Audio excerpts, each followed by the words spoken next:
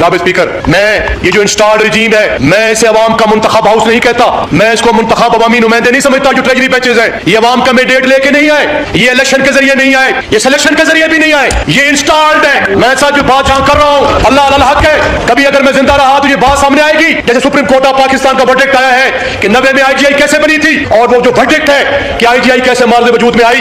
इंशाअल्लाह मेरी बात को नोट किया जाए, सारे पाकिस्तान के अवामी नुमाइंदे बैठे हैं, कि मैं इंतहाई बाबसूख जराए से कह रहा हूं कि पूरे पाकिस्तान के अंदर पाकिस्तान मुस्लिम लीग नून को 17 सीटें नहीं मिली, इनको सिर्फ 9 सीटें मिली है।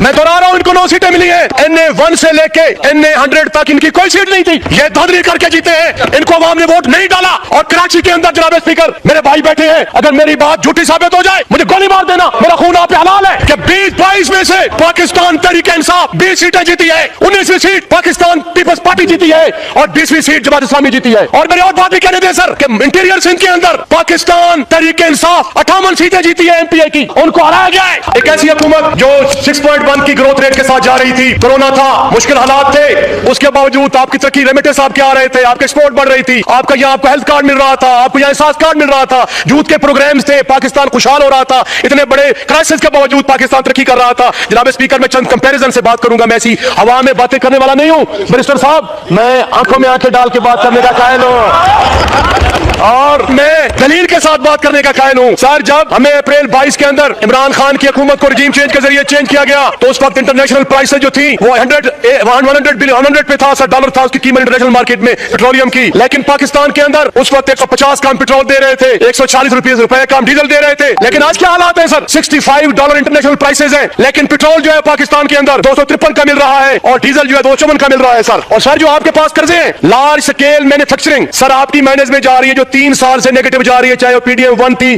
PDM 2 थी, PDM 3 आई हुई है। जो इंस्टॉल्ड लोग हैं, ये थर्ड है सर, वो केयर टेकर भी। सर, हमारे दौर में जो 10.6% पे जा रही थी आखिरी पे, और आखिरी साल में सर 4.4 थी जी। अब सर, जो टोटल डेट है पाकिस्तान के कर्जे 76,007 अरब रुपए के कर्जे हम पे है सर, जिसकी हम सालाना किस्त जो है वो 8,296 रुपए अरब दे रहे हैं सर। 2,896 अरब रुपया आपने उनकी सूद की किस्त देनी है सर। तो मैं समझ के अलावा सर, जो आपकी स्टेट ओन्ड इंटरप्राइजेस थी सर, जो ये कह के आए थे कि हमारे पास बड़ा विजन है, हमारे पास बड़ा नॉलेज है, और कोई इनके पास न मैंडेट है, न विजन है, अकल से पैदा लोग हैं, न पॉलिटिकल फिलॉसफी है, न कुछ है सर। पिछले 53 सालों के अंदर पाकिस्तान के हुक्मरान कौन रहे हैं? 10 साल तक प्रेसिडेंट मुशर्रफ रहा है, फिर एक 10 साल तक जनरल मुशर्रफ रहा है, फिर उसके बाद यही पाकिस्तान पीपल्स पार्टी और यही नवाज शरीफ और खानदान रहा है पिछले 53 साल से। मैं पूछता हूं सर, जो आपकी स्टेट ओन्ड इंटरप्राइजेज है सर, जिसमें आपकी PI है सर, वो 73 बिलियन का सर खसारे में जा रही है।